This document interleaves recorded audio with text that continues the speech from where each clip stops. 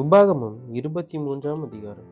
விதையடிக்கப்பட்டவனும் கோசமறுப்பட்டவனும் கர்த்தருடைய சபைக்கு உட்படலாகாது. வேசி பிள்ளையும் கர்த்தருடைய சபைக்கு உட்படலாகாது. அவனுக்கு 10ஆம் தலைமுறையானவனும் கர்த்தருடைய சபைக்கு உட்படலாகாது. அம்மோனியனும் மோவாபியனும் கர்த்தருடைய சபைக்கு உட்படலாகாது.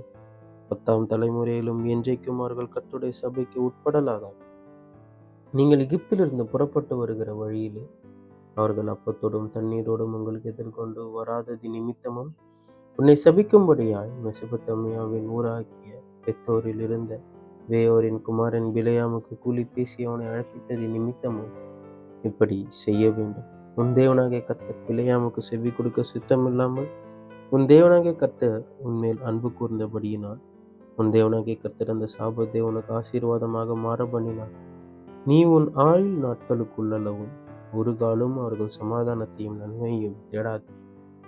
ஏதோமியனை அருவருக்காயாக அவன் உன் சகோதரன், எகிப்தியனை அருவருக்காயாக அவன் தேசத்தில் பரதேசியாயிருந்தான்.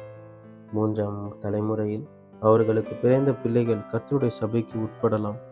நீ படையெடுத்து உன் சத்துருக்களுக்கு விரோதமாய் புறப்படும் போது தீதான காரியங்கள் எல்லாவற்றிற்கும் விலகி இருப்பாயாக.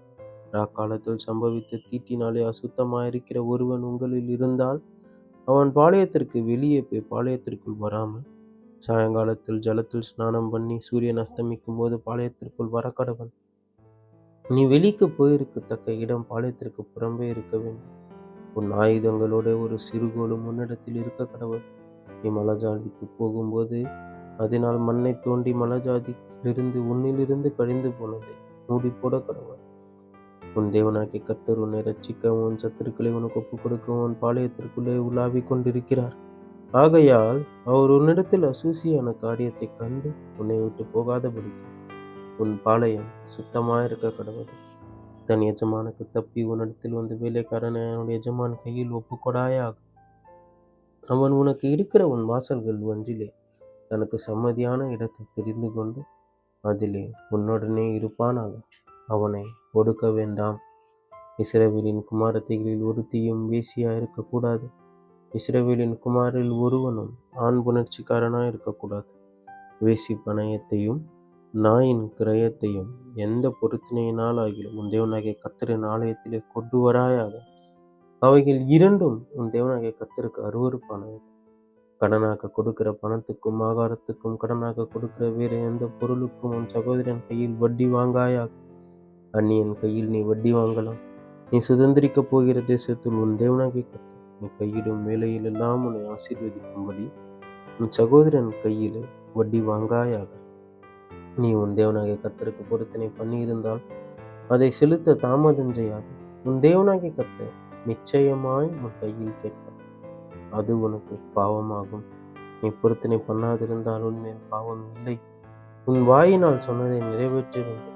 உன் தேவனாகிய கர்த்தருக்கு உன் வாயினால் நீ பொருத்தனை பண்ணி சொன்ன உற்சாக பலியை செலுத்தி தீர்ப்பாயாக. நீ பிறனுடைய திராட்சை தோட்டத்தில் பிரவேசித்தால் உன் ஆசை தீர திராட்சை பழங்களை திருப்தியாக புசிக்கலாம். உன் கூடையிலே ஒன்றும் எடுத்து போகப்படும். பிறனுடைய விளைச்சலில் பிரவேசித்தால் உன் கையினால் கதிர்களை கொய்யலாம். நீ அந்த விளைச்சலில் அரிவாளை இடலாகாது.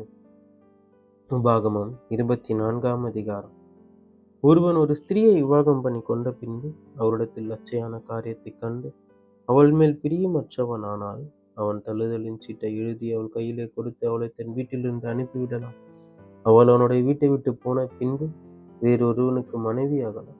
அந்த 2ஆம் புருஷனும் அவளை வெறுத்து தள்ளுதலின் சீட்டை எழுதி அவள் கையில் கொடுத்து அவளை தன் வீட்டிலிருந்து அனுப்பிவிட்டாலும் அவளை விவாகம் பண்ணின அந்த 2ஆம் புருஷன் இறந்து போனாலும் அவள் தீட்டுப்பட்டபடியினால் அவளை தள்ளிவிட்டு அவளுடைய முந்தின புருஷன் திரும்பவும் அவளை மனைவியாக சேர்த்து கொள்ளக்கூடாது.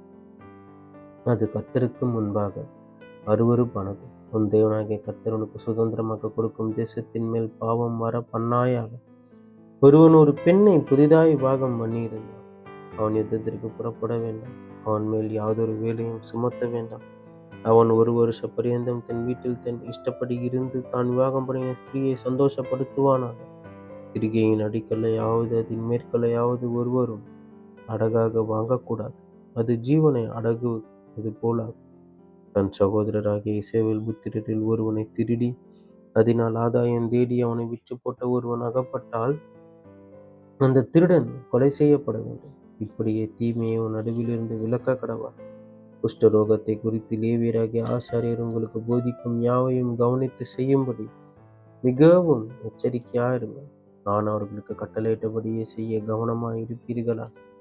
நீங்கள் எகிப்திலிருந்து புறப்பட்டு வருகிற வழியிலே உங்கள் தேவனாகிய கர்த்தர் மிரியாமுக்கு செய்ததை நினைத்து கொள்ளுங்கள். பிறனுக்கு நீ ஏதாகிலும் கடனாக கொடுத்தால் அவன் கொடுக்கும் அடகை வாங்க நீ அவன் வீட்டிற்குள் பிரவேசிக்க வேண்டாம். வெளியே நிற்பாயாக. கடன் வாங்கினவன் அந்த அடகை வெளியே அவனிடத்தில் கொண்டு வருவானாக. அவன் தரித்திரனானால் நீ அவன் அடகை வைத்து கொண்டு நித்திரை செய்யாமல் அவன் தன் வஸ்திரத்தை போட்டு படுத்துக்கொண்டு உன்னை ஆசீர்வதிக்கும்படி பொழுது போகும்போது திரும்ப அந்த அடகை அவனுக்கு கொடுத்து விட வேண்டும். அது உன் தேவனாகிய கர்த்தருக்கு முன்பாக உனக்கு நீதியாயிருக்கும். உன் சகோதரரிலும் உன் தேசத்தின் வாசல்களில் உள்ள அந்நியரிலும் ஏழையும் எளிமையுமான கூலிக்காரனை ஒடுக்காயாக. அவன் வேலை செய்த நாளில் தானே பொழுது போகும் முன்னே அவன் கூலியை அவனுக்கு கொடுத்து விட வேண்டும். அவன் ஏழையும் அதன் மேல் ஆவலுமாயிருக்கிறான். அதை கொடாவிட்டால் அவன் உன்னை குறித்து கர்த்தரை நோக்கி முறையிடுவான். அது உனக்கு பாவமாயிருக்கும். பிள்ளைகளுக்காக பிதாக்களும் பிதாக்களுக்காக பிள்ளைகளும் கொலை செய்யப்பட வேண்டாம். அவனவன் செய்த பாவத்தின் நிமித்தம் அவனவன் கொலை செய்யப்பட வேண்டும். நீ அந்நியனுடைய நியாயத்தையும் திக்கற்ற பிள்ளையின் நியாயத்தையும் புரட்டாமலும் விதவையின் வஸ்திரத்தை அடகாக வாங்காமலும் இருந்து நீ எகிப்திலே அடிமையா இருந்ததையும் உன் தேவனாகிய கர்த்தர் உன்னை அங்கிருந்து மீட்டு கொண்டு வந்ததையும் நினைப்பாயாக. ஆகையால் இப்படி செய்யும்படி நான் உனக்கு கட்டளையிடுகிறேன். நீ உன் பயிரை அறுக்கையில் உன் வயலிலே ஒரு அரிக்கட்டை மறதியாய் வைத்து வந்தாயானால் அதை எடுத்து வரும்படி திரும்பி போக வேண்டாம். உன் தேவனாகிய கர்த்தர் உன் கையின் பிரயாசத்திலெல்லாம் உன்னை ஆசீர்வதிக்கும்படி அதை பரதேசிக்கும் திக்கற்ற பிள்ளைக்கும் விதவைக்கும் விட்டுவிடுவாயாக. நீ உன் ஒலிவ மரத்தை உதிர்த்து விட்ட பின்பு கொம்பிலே தம்பி இருக்கிறதை பறிக்கும்படி திரும்பி போக வேண்டாம். அதை பரதேசிக்கும் திக்கற்ற பிள்ளைக்கும் விதவைக்கும் விட்டுவிடுவாயாக.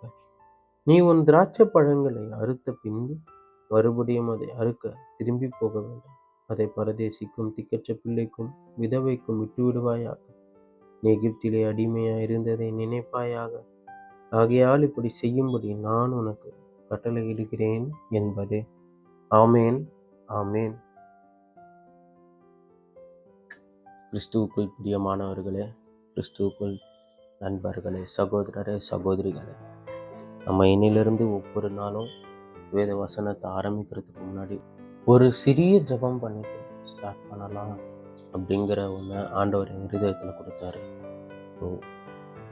ஆண்டவரே, இந்த நாளை காண செய்ததற்காக உமக்கு நன்றி. இந்த புதிய நாளிலே புதிய கிருபையினால் எங்களை நிரப்பும் தேவா. உடைய வேத வசனங்களை நாங்கள் வாசிக்கும் போது வாசிக்கிற எனக்கும் கேட்கிறவர்களுக்கும் கர்த்தாவே, இந்த வேதத்தின் மகத்துவங்களையும் ரகசியங்களையும் நீர் அருளி செய்யும். நீர் சொல்லாம உம்மை பற்றி நாங்கள் தெரிந்து கொள்ள முடியாது. நீர் வெளிப்படுத்தாம உம்முடைய வேதத்தின் ரகசியங்களை புரிந்து கொள்ள எங்களால் முடியாது. எங்களோடு பேசும். நாள் முழுவதும் எங்களோடு எங்களை காத்துக்கொள்ளுமே. உடைய சட்டை நிழலில் எங்களை மூடி மறைத்து கொண்டு நீர் வழிநடத்தும், பாதுகாத்துக்கொள்ளும். இயேசுவின் நாமத்தில் ஜெபிக்கிறேன் பிதாவே. ஆமேன், ஆமேன்.